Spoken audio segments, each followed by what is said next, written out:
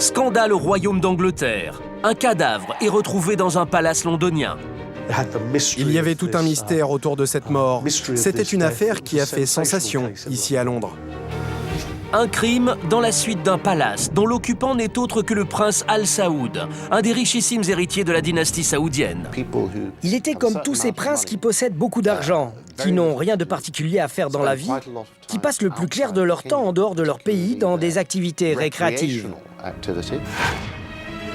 L'histoire va passionner les sujets de sa très gracieuse majesté. Cette affaire était importante. Il était question d'une famille royale, de sexe et de nightclub. L'homme assassiné appartient au cercle intime de la famille royale saoudienne. Pourquoi a-t-on éliminé le bras droit du prince Al Saoud? Les policiers doivent faire preuve de tact. L'affaire est sensible.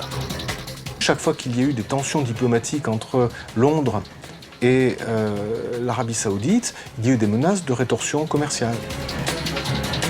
Comment Scotland Yard va-t-il démêler les fils de cette obscure histoire? Que faisait le prince Al Saoud dans la capitale britannique?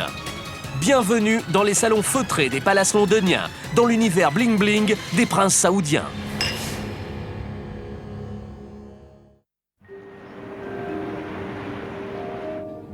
Londres, le 14 février 2010, dans le très chic quartier de Notting Hill, deux hommes fêtent la Saint-Valentin dans le plus célèbre restaurant italien de la capitale britannique.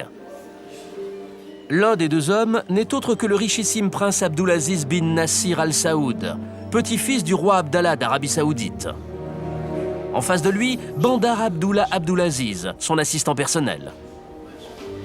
Ce soir, ils ont décidé de s'amuser. Après dîner, les deux jeunes hommes continuent la soirée au Landmark Hotel. Un palace 5 étoiles où le prince et Bandar logent depuis 3 semaines. Au bar de l'hôtel, la soirée est arrosée à coups de champagne et de cocktails Sex on the Beach.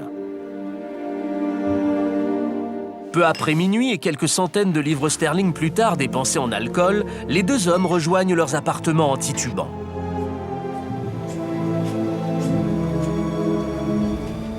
La suite 312 est parmi les plus belles de l'hôtel.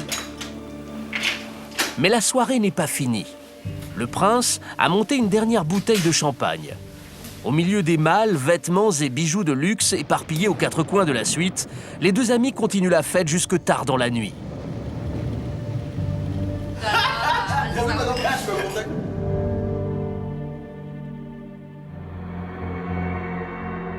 Le lendemain matin, l'esprit encore embrumé par les vapeurs d'alcool, le prince, visiblement agité, passe un coup de fil à l'ambassade d'Arabie Saoudite. Il vient de découvrir le corps de Bandar sans vie, allongé sur le sol. Quelques minutes plus tard, des hommes de l'ambassade débarquent dans la suite du Landmark.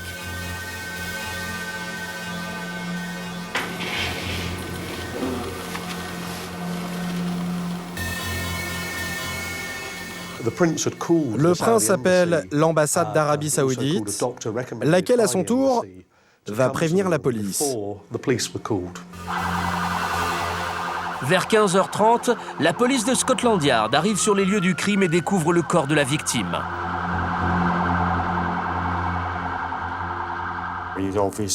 L'homme avait été examiné par les médecins et les ambulanciers. Il est clair qu'il était décédé depuis quelques heures. Il avait des ecchymoses sur le corps, le cou et le visage. Il avait été violemment agressé. À première vue, l'homme a donc été tabassé à mort. Les policiers opèrent rapidement un quadrillage de la scène du crime et un relevé des indices et pièces à conviction. À la recherche de traces éventuelles de bagarre. Rien dans la pièce ne montrait qu'il y avait pu y avoir une querelle violente. Il n'y avait même pas de traces de sang que quelqu'un aurait cherché à nettoyer ou à faire disparaître. Pas de traces de querelle ni d'objets dérobés, alors les policiers cherchent à savoir si le meurtre a bien eu lieu dans la suite 312.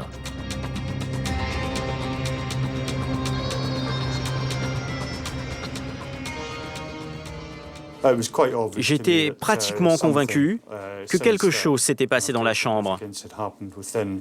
Pour en avoir le cœur net, J'ai demandé à ce que le couloir de l'hôtel et la porte de la chambre soient examinés. On voulait s'assurer que ces endroits-là ne comportaient aucune trace de sang. Le commissaire John McFarlane de Scotland Yard mobilise pas moins de 35 enquêteurs sur cette affaire délicate. Alors que s'est-il passé dans la suite la veille au soir? Un inconnu s'est-il introduit dans la pièce pendant que les deux hommes dormaient? Ont-ils été rejoints par quelqu'un? Pourquoi le prince Al Saoud a-t-il préféré appeler l'ambassade plutôt que la police? C'est le début de l'énigmatique affaire de la suite 312. Toujours présent sur les lieux de l'agression, le prince Al Saoud se montre avenant face aux questions des policiers. Le prince était très coopératif, très poli. Il était conscient de la situation embarrassante dans laquelle il se trouvait. Il était accompagné de son avocat et des membres de l'ambassade.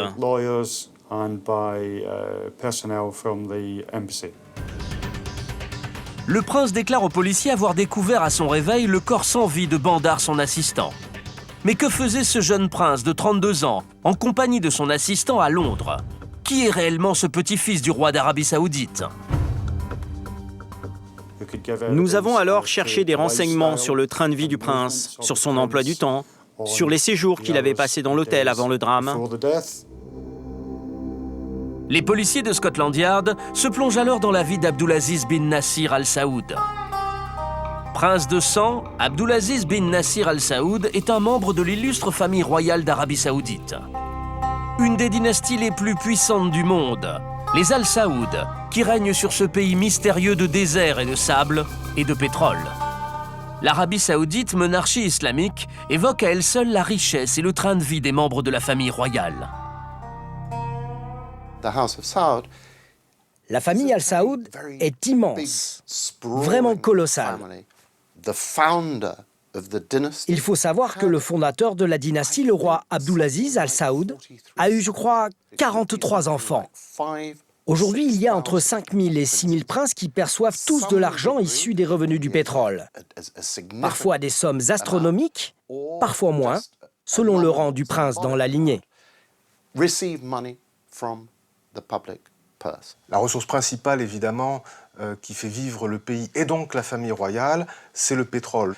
Le roi lui-même, évidemment, prélève énormément, mais il doit reverser également aux différents princes. Enfin, c'est un système assez compliqué de liste civile qui va des princes les plus importants aux princes secondaires, voire éloignés. Comme ses milliers de cousins et cousines, notre prince Al Saoud est un richissime rentier. Mais la vie de pacha au pays de l'or noir n'est pas forcément celle d'un conte de fées. Au nom d'une religion omnipotente, l'alcool y est proscrit, les relations sexuelles avant le mariage interdites. Les règles de vie sont ultra strictes. Aussi, certains membres de la famille royale passent le plus clair de leur temps à dépenser leur fortune dans les lieux les plus huppés de la planète.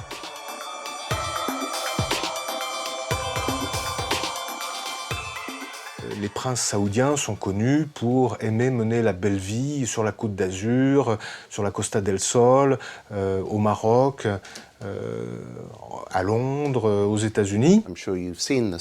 Vous avez déjà vu à Londres ou à Paris des groupes de touristes venus du Golfe ou de la péninsule arabique faire du shopping. Et vous avez certainement pu observer derrière eux une flopée d'assistants, de nounous, de serviteurs. C'est quelque chose de très commun. Une vie de nabab entourée de serviteurs. Une vie rythmée par des voyages de rêve, des fêtes somptueuses et des séances de shopping dans les boutiques de luxe des plus belles capitales du monde. Une vie d'oisiveté que le prince Al Saoud avait fait sienne. Il voyageait à travers le monde. Il s'amusait. Oh non, ce n'était pas son programme de travailler. Le prince menait une vie de playboy. Il dormait toute la journée, sortait dîner dans les restaurants gastronomiques de la ville, et ensuite il allait s'amuser dans les boîtes de nuit branchées. Oui, c'était vraiment une vie de playboy qu'il menait. Une vie de playboy qu'il partageait avec Bandar, son assistant. Bandar n'était pas un serviteur à proprement parler. Il était là pour assister et tenir compagnie au prince. Un compagnon pas comme les autres, car Bandar n'est pas un membre de la famille royale. Et pour ce jeune homme d'origine modeste, tenir compagnie au prince est un immense privilège. Lors de nos investigations, nous avons appris que Bandar avait été adopté par des gens d'un milieu très modeste. Ils appartenaient à une lignée de serviteurs attachés à la famille royale. D'après nos informations, Bandar n'avait pas fait d'études, il n'avait pas de travail. Il connaissait le prince depuis à peu près 1 an. En Arabie Saoudite, c'est quelque chose d'habituel d'avoir un compagnon. En réalité, c'est un serviteur. C'est presque banal. On voit ça souvent dans les palaces de Londres. Dans l'entourage d'un prince saoudien, il y a toujours son serviteur. Alors le prince Al Saoud parcourt le monde avec son compagnon de voyage. Milan, Prague, Marrakech et les Maldives, où ils avaient séjourné 3 semaines avant de poser leurs valises à Londres, le paradis du shopping.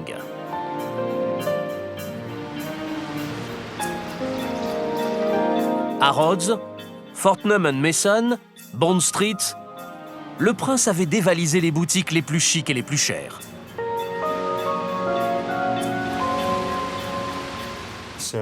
Il y avait au moins une vingtaine de bagages rassemblés dans la chambre.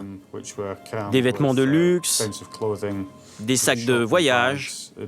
Clairement, ils avaient dû aller dans beaucoup de boutiques pendant leur séjour à Londres. Mais le prince et Bandar avaient fait aussi le tour des bars branchés de Londres. C'est clair qu'ils avaient l'habitude de boire beaucoup d'alcool.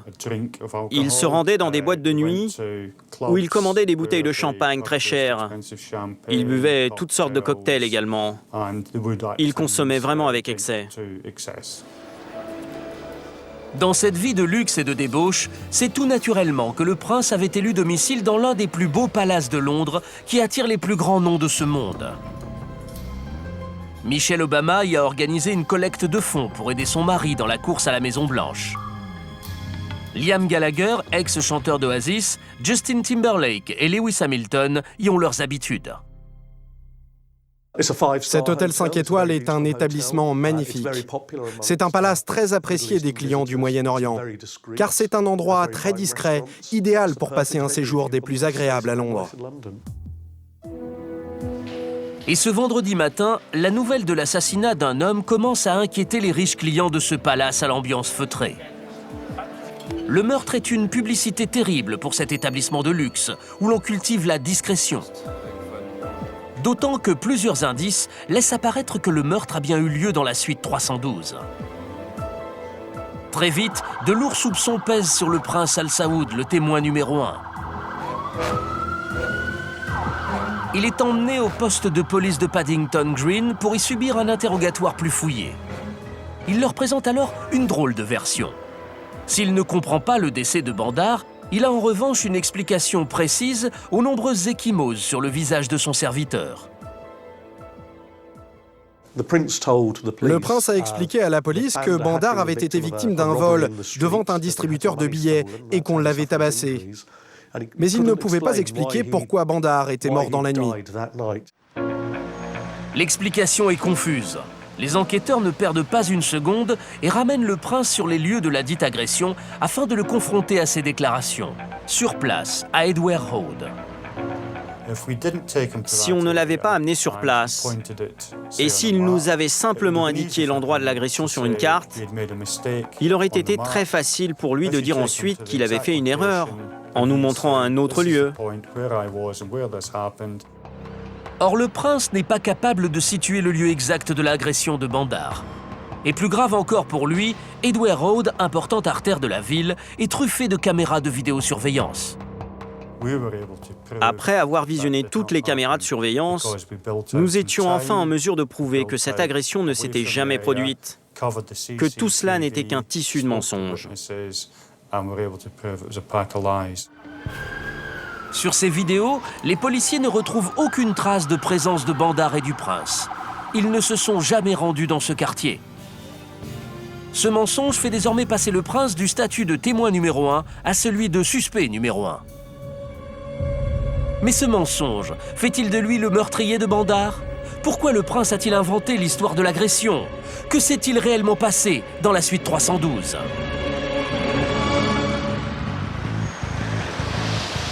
Les policiers ont désormais la conviction que le prince est bien le meurtrier de Bandar.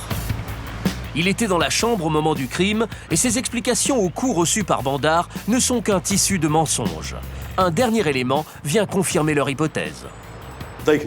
Le médecin légiste a conclu que Bandar avait été violemment agressé, et cela pendant un long moment, des jours, peut-être des semaines. Son agresseur l'a mordu, puis l'a achevé en serrant quelque chose autour de son cou. Et surtout, les analyses post-mortem vont dessiner clairement l'auteur des morsures de Bandar. Les analyses du dentiste ont montré que les marques de morsures sur la joue et sur les bras de Bandar étaient celles du prince. Les morsures correspondaient à la dentition du prince.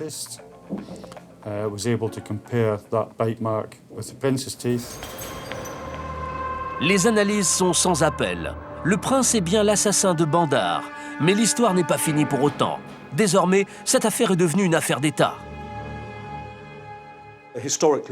Historiquement, nos deux pays sont très proches. L'Arabie saoudite est très influente au Royaume-Uni. C'est aussi le plus gros producteur de pétrole au monde. Et l'Angleterre dépend du pétrole des Al Saoud. Chaque fois qu'il y a eu des tensions diplomatiques entre Londres et l'Arabie saoudite, il y a eu des menaces de rétorsion commerciale. Et donc, à chaque fois, le gouvernement est très embarrassé, le gouvernement britannique, parce qu'il cherche à défendre les principes qui sont censés fonder la démocratie britannique, sans compromettre pour autant ses intérêts commerciaux en Arabie saoudite. L'affaire est délicate, les policiers le savent. Ils doivent faire preuve de tact et non pas droit à l'erreur. Ils se mettent donc en quête d'une preuve irréfutable de la culpabilité du prince. Et ils vont tomber sur une véritable pépite en visionnant les caméras de vidéosurveillance de l'hôtel. Nous avons visionné les vidéos des caméras proches de la suite, occupées par le prince et par Bandar. On cherchait à savoir à quel moment exactement ils avaient été vus ensemble, en public, pour la dernière fois, et dans quel état était Bandar à ce moment-là.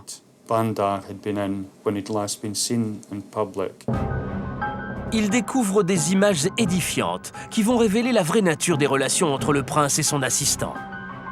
Après leur soirée arrosée au bar de l'hôtel, les deux hommes décident de regagner leur chambre. Le prince, vêtu d'une veste blanche, accompagné de Bandar, monte dans l'ascenseur du Landmark. Les portes se ferment. Soudain, le prince lance un premier coup de pied à Bandar. Et puis les coups de poing pleuvent, d'une violence inouïe.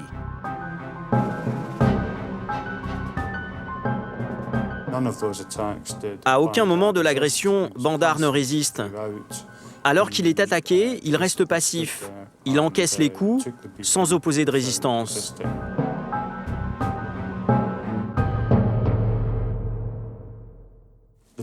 Le prince n'a pas donné de raison valable quand il a fallu commenter ces images terrifiantes. En revanche, quand on lui a montré la vidéo, ce ne sont pas les images qui l'ont choqué, mais le fait qu'il y ait des caméras de surveillance placées dans l'ascenseur. Ces images, montrant le prince en train de battre Bandar dans un lieu public, peu avant qu'il ne rejoigne leur suite, constituaient une preuve irréfutable de la culpabilité du prince.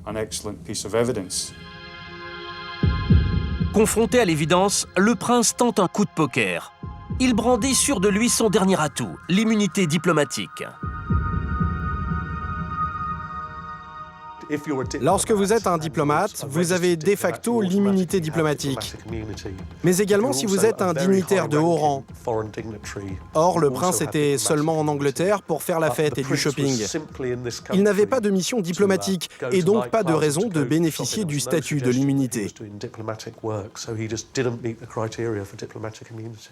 Il y a l'immunité diplomatique telle qu'elle est prévue par les textes et puis il y a la façon dont ça se passe.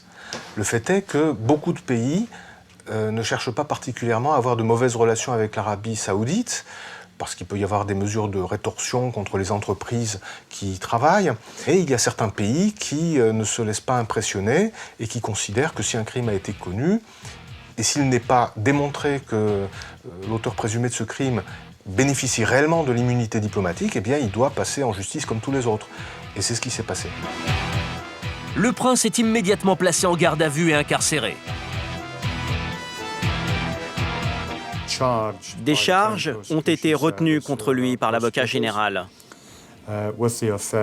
Il a été mis en examen pour meurtre et pour coups et blessures sur la personne de Bandar.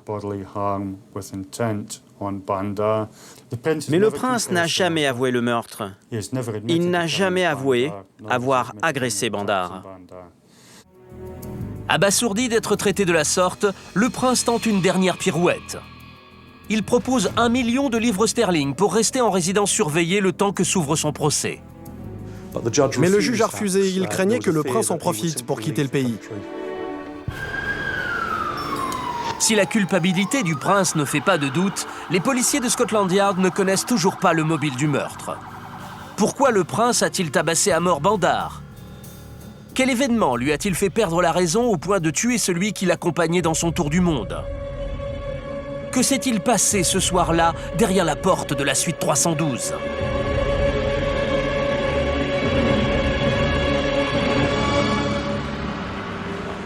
Pour boucler leur enquête, les policiers sont maintenant à la recherche du mobile du meurtre. Et le prince, si coopératif au début, est devenu subitement muet. Depuis des heures, il ne répond plus aux enquêteurs. Un mutisme qui les inquiète. Les policiers vont donc passer au peigne fin les objets personnels du prince récupérés dans la suite 312. 2 objets vont tout particulièrement les intéresser, l'ordinateur et le téléphone portable du prince. Et ces objets vont parler. Le prince avait regardé sur son ordinateur des vidéos porno gays. De plus, lorsque la police a checké son disque dur, elle a découvert qu'il avait fait appel au service de 2 masseurs gays. Ils sont venus à l'hôtel, et c'était le genre qui ne fait pas seulement que des massages. Vous voyez ce que je veux dire? Si l'ordinateur va leur apprendre que le prince était gay, c'est surtout le téléphone qui va révéler l'étrange relation entre les 2 hommes pendant ce voyage. Dans le téléphone, ils ont trouvé des photos de Bandar nus, mais aussi des photos de Bandar et du prince qui s'amusaient ensemble, en boîte de nuit, en vacances. Visiblement, ils avaient des relations homosexuelles. Le prince et Bandar étaient donc amants. Des témoignages viennent corroborer les informations recueillies dans le téléphone et l'ordinateur.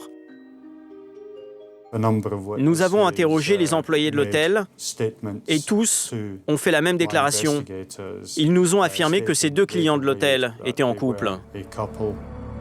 Une relation amoureuse d'un drôle de genre, où règne violence et soumission.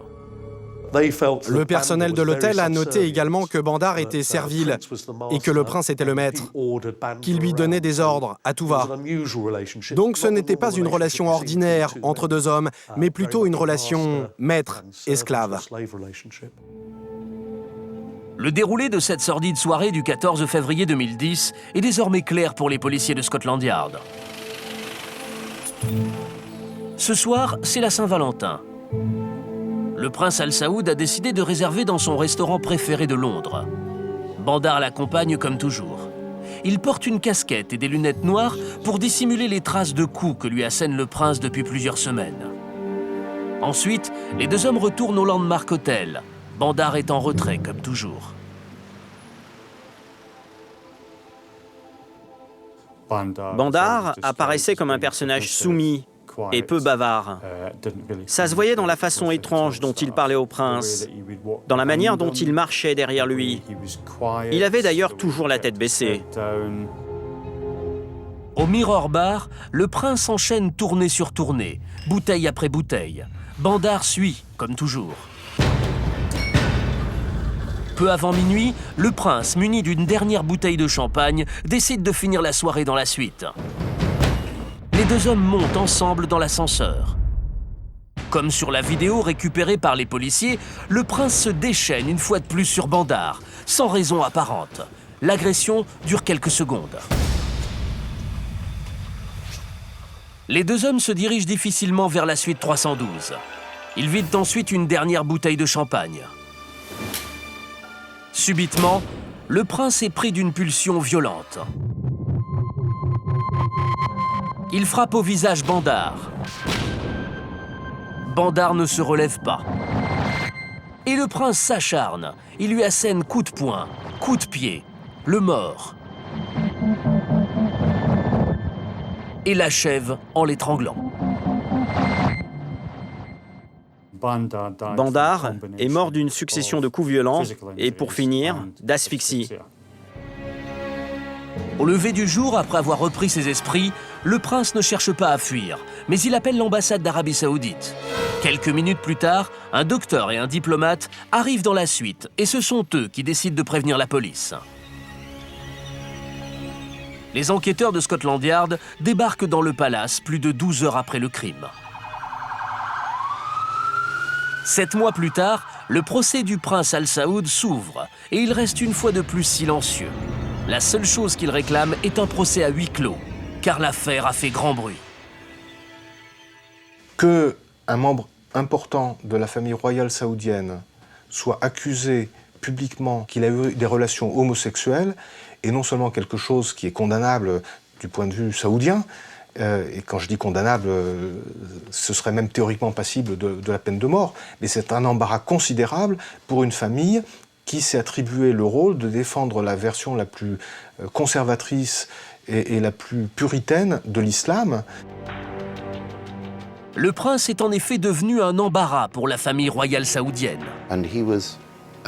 Le prince a finalement été laissé entre les mains du système judiciaire anglais. Et bizarrement, il valait mieux pour lui, car dans son propre pays, la sanction judiciaire aurait été tout autre. L'homosexualité est un crime en Arabie Saoudite. Le prince craignait que les allégations d'homosexualité soient rendues publiques durant le procès et qu'il soit condamné à mort à son retour au pays. Devant son mutisme et son absence totale de remords, les jurés se montrent inflexibles et condamnent le prince à 20 ans de réclusion. Mais il reste une question que tout le monde se pose. Pourquoi le prince n'a-t-il pas pris la fuite après le crime ? C'est horrible à dire, mais je crois que le prince ne se sentait pas vraiment concerné par cette mort. Bandar était son esclave. Il considérait que c'était son droit de lui ôter la vie. Il n'a pas compris qu'il allait devoir affronter un tribunal. Il pensait que cette affaire serait étouffée, gardée secrète. Voilà, c'est un sentiment d'appartenance à une sorte d'élite à qui la loi commune ne s'applique pas. Eh bien, disons que c'est assez commun chez ces gens-là de négliger les lois.